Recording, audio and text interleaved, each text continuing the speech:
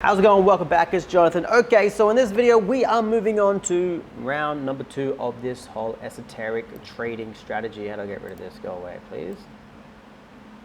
Now, doing this on a remote desktop, so please, if it goes a bit slow, not my fault. I just haven't got Optima installed on my personal laptop. So, yep, all that aside, let's move into it. So, what are we doing? Why have I got the sun and the moon on my chart? What the hell is all this about, guys? Well, I'm going to be moving on to part number 2, where we're going to be taking a look at solar and lunar eclipses and moving forward in time from those to see if we can find some of these highs and lows. Now, this isn't going to be a perfect example because I'm just going to be focusing on these two ranges here, and that is the year of 2020 and just moving out from 2020 specifically. We're not going into 2021. We're not looking at 2019. So I'm going to be taking the data that's inside 2020. Any of these eclipses that occur, whether it's solar or lunar, and we're going to be seeing if we can find any minor or major highs and lows just using these eclipses. Okay, now there's a very specific strategy that we need to be using. First of all, you got your eclipse, which everyone is looking at. Well, if they're not looking at the eclipses, you know, people also look at phases of the moon. I'll go ahead and chuck phases of the moon. Oh, by the way, this is the gold chart, so looking at gold today. So don't go out and buy gold and silver. That's not the point of this. We're just using this as an example. So a lot of people go out and they say, oh, the moon's, it's a full moon, it's a new moon, blah, blah, blah, blah, blah. So they say the market's going to change direction. I always say that, you know, if you watch the last video, that these solar counts are way more powerful than the lunar counts, and so much more powerful than the lunar counts that exactly Gann himself ditched lunar counts. Back in the 1920s, he found that they were not as powerful as the solar counts, and in my opinion, I can see why. You know, we can look for new moons and full moons, and you know, try to pick highs and lows. But what I found that is when these new moons and full moons occurred, they often occurred at times when these solar accounts were also occurring. And that is when the market changed direction with more fierce run. Now, I don't know what's happening here. My Optima seems to be frozen on loading this moon phases. So I'm going to keep talking, and we're just going to keep explaining what's happening here. So, 1 second. So what we're looking at, as I said, is we're looking at the eclipses. We've got lunar and solar eclipses. And we can see that we have one here, one here, one here, one here. We've got a total of 4 lunar eclipses. And then we have 2 solar eclipses that are actually landing in the year 2020. And they're going to be used for our, the way that some people would call this would be an anchor date, okay? Now, anchor dates are what we start counting from. And these dates don't have to be solstice and equinoxes. They don't have to be major highs and lows. We can have anchor dates from any point in time, and we can run these anchor dates out. Or so we can run dates out from these anchor points and try and find highs and lows from them, or multiples of, okay? So what we're doing here is we're now combining this theory up here, which we're using solar counts, and we're now combining that with these eclipses. Now, this is something that no one's ever going to tell you or teach you how to do, but you're going to learn how to do it right now. Now, as you can see, if we take a look at this moon phases, we can see that a lot of the times these moon phases also land on tops and bottoms in the market, and can also cause the market to change direction. Now, that's pretty powerful stuff, of course. So if you wanted to use that as a sole direction or sole indicator, go ahead. As I said, it does work, but I found that it's often more powerful when we get these solar counts also leaning on those dates, and that's when we get some more powerful moves in the market, such as something that we would get around, for example, in this case, if I can just scooch up just a little bit, try to find this date. What is that? Oh God, can't get it. March 9th, was it? Well, we were expecting a solar count in Pisces on March 8th. What is that date? March 9th. That's a weekend breakover. So yeah, is it the lunar or is it solar? I believe that, you know, we use both in combination with each other. But I find that generally speaking, we get these major turns when the moon phase and also the solar count are lining up directly. Anyway, that's a little bonus for you. Let's move on from here. Now, if you don't know me, my name is Jonathan, and I like to talk a lot, so please excuse me.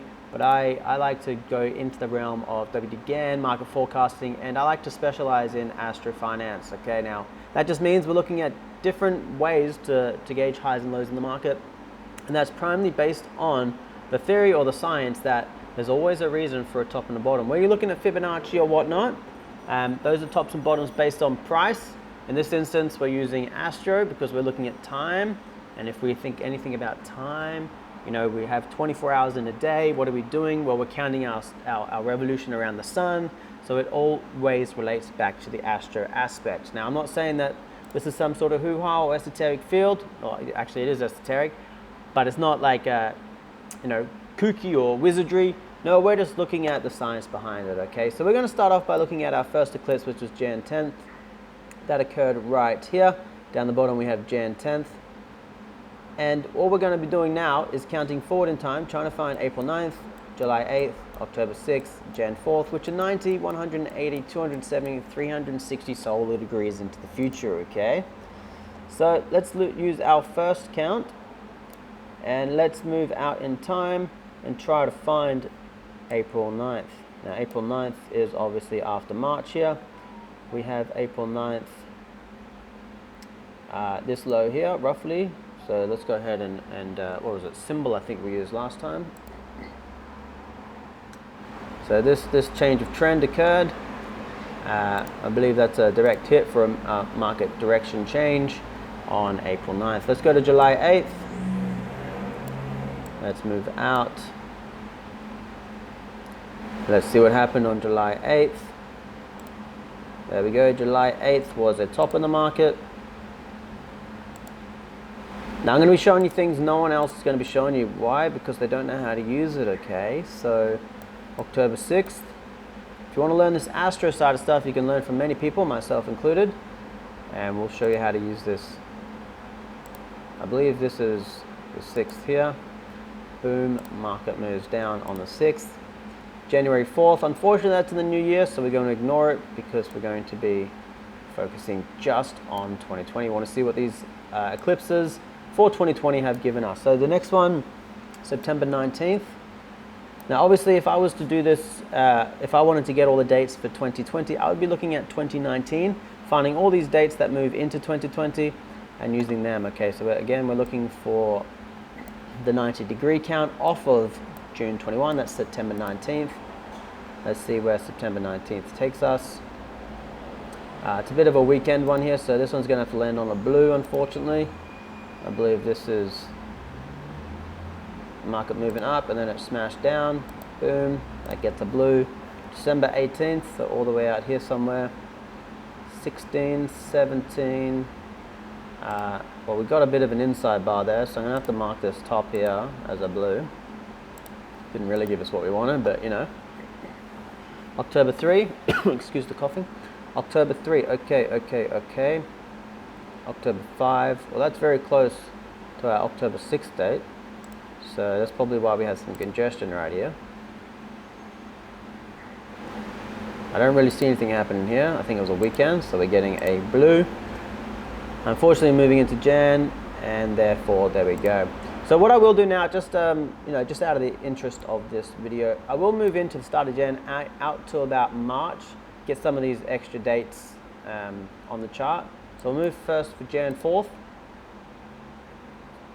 We have Jan 4th, which was the opening of the market. The market, the way you look at opening on the first, you know, after we've had the 1st January, generally would be either moving into a top or a bottom for that period. In this instance, we're going to give it a blue because we're within 2 trading days of that top.